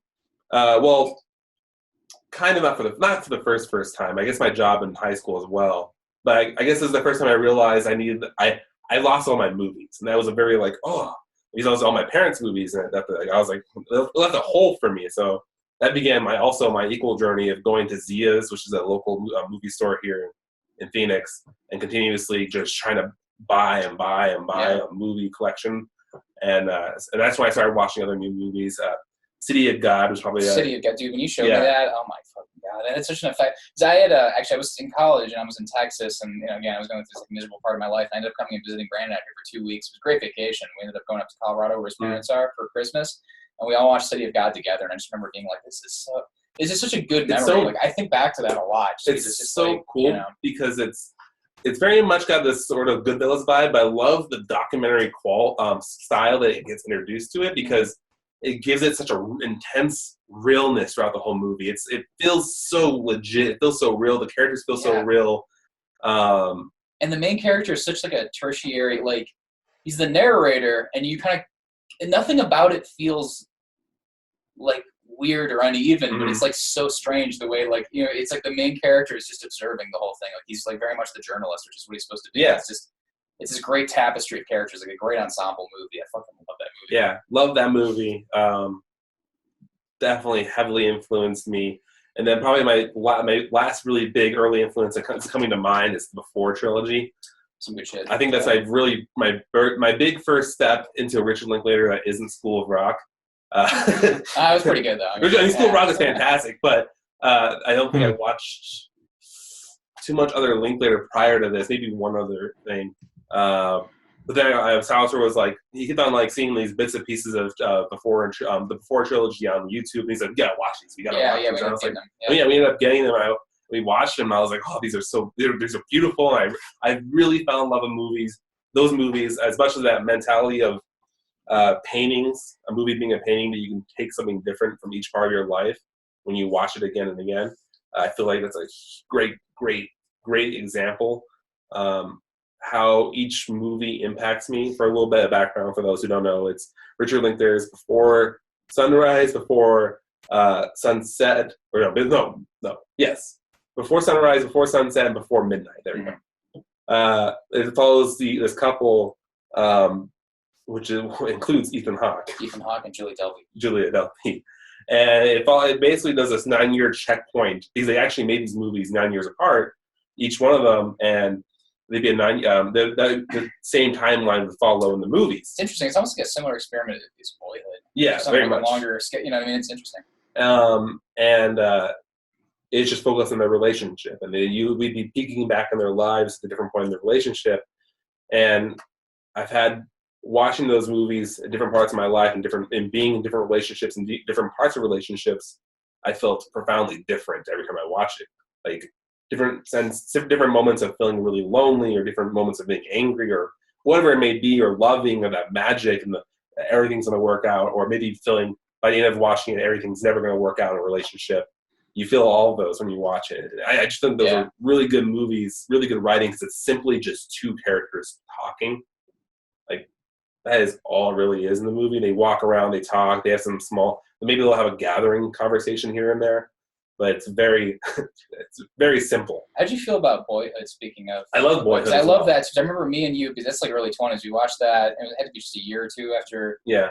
Or maybe it had to be a year or two after I moved out here. I remember watching that movie, and that was really impactful to me, because that kid was growing up in Texas just like we were, and he was like a year or 2 years younger than us, just based on the things. He was like playing Halo 2 when he was in like elementary school. He's like 2 or 3 years younger than us. I remember like there's a scene when he's in high school and somebody I used to know was playing like in the background of one of the bars or restaurants he was in, and like that was like the year I graduated from high school. I think that came out. You know what I mean? So it's like it was like right there. Like we were like he was just like right behind us. So it was like the references, like the whole thing just felt so I don't know, like it was so relatable. Yeah, I love that movie. I think then I do want to special mention The Girl with the Dragon Tattoo, because that also had a pretty good shit. Yeah, big impact. Me too. I love that movie so much. I actually made my own little music video type. You know how on YouTube you can find music videos using a song and a movie? I did that with My Body's a Cage by Arcade Fire. I did that with that. And then I did a variety of those things. For me, before I do that, it's kind of the end of my rope. But I figured, because I wanted to make sure we did this, but I forgot to talk about it beforehand. So I figured it'd be a good way to kind of go around again, though. I want to talk about, I guess, why we love movies, or how we did the why we love music, and what kind of makes us want to watch movies, and that gives us that feeling. So to kind of go back around one more time, I figured we can go to Mike first, and you can talk briefly just why do you love films? Why do you enjoy watching films? What makes you into movies? For me, I like being a part of this world and being a part of this experience, whatever it may be, whether it be scary, exciting, funny. It kind of depends on the genre for the most part, but like I just like it's part of escapism, I guess you can say. Escapism. Yeah, and so that's mainly the reason that I love movies, and the number one thing what makes a good movie good, and for me is like when I feel different once I'm done watching it. It's just like I've learned something. I've learned, and I feel different about a certain thing. That's almost perfect, because I feel like this is going to be a good little I think we're gonna have a good little trifecta going on with things that we just said. But I'll say that at the end. I love anything, any kind of art or literature that just sort of shows me that more is possible. That has a very creative energy to it. I really respond to that. And Basquiat, like that's what I was talking about with Julian Schnabel, is a great example of that. All of his movies, I love them because I just love the fact that he and Terrence Malick, they are willing to approach this thing that I've seen 1,000 times from just an angle that is so fresh and different and interesting and unique to them, and it's just insanely creative. And I love that because this really emotional, relatable experience that communicates a powerful idea and real emotion and like real human struggle. I don't know, it like is able to penetrate that kind of layer that you've put over yourself and kind of get to your heart and your soul and show you something really transformative. I love watching something like that and feeling different at the end of it. Like I was able to kind of, I don't know, almost release something, you know what I mean? Just feel something and just be like, oh my God, that's what that is. You know what I mean? They're able to kind of circle and center on like an idea that's just so meaningful. And I think, I don't know, just talking about just really just getting into some real shit. You know what I mean? I like creativity a lot, but I think, and that's definitely a part of it. I think that's part of that sort of humane style, but I like people that can really just get to the heart of it without being sentimental. And, I've recently heard someone define sentimentality as unearned, kind of like emotional, God, I describe it like emotional sappiness, you know what I mean? When you don't earn the feeling, you know what I mean? But these movies don't strike me as being overly sentimental. They strike me as being extremely real and naked and, powerful. I have to cry for a minute in the corner. I'm definitely, you'll find me very much along the same vein where I said about music. It's very much this emotional quality. I definitely can agree with the sense of having a soul when it comes to these films. Clerks 2, I think that's why I love that one so much, and that one had a profound impact. And I think I gave a shit about wanting to know more about Kevin Smith in the first place is because movies, a bunch of, like dick and fart jokes and all that. But at the heart of it, I felt a profound amount of emotion. I felt like the ending had very sincere feelings and about this friendship, and I felt a lot from it at the same time. And those were always the movies throughout my growing up or like my life that impacted me the most were movies where it wasn't a drama. It wasn't a movie that was necessarily meant to leave an impact, yet somehow it did.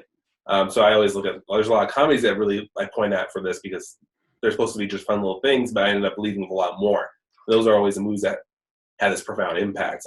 I love them still to this day. Is like Wedding Singer, Wedding Crasher. I felt the soul attached to it. Like I felt there's these really real, sincere feelings attached to it, and I'm very emotional. I cry very easily. I'm not gonna lie to you. A good example of this. I went to see I have a very intense emotional attachment. Is this what I think of? He already knows. Yeah. Don't let's spoil it again. I went to go see. Me and Salvatore went to go see Where the Wild Things Are.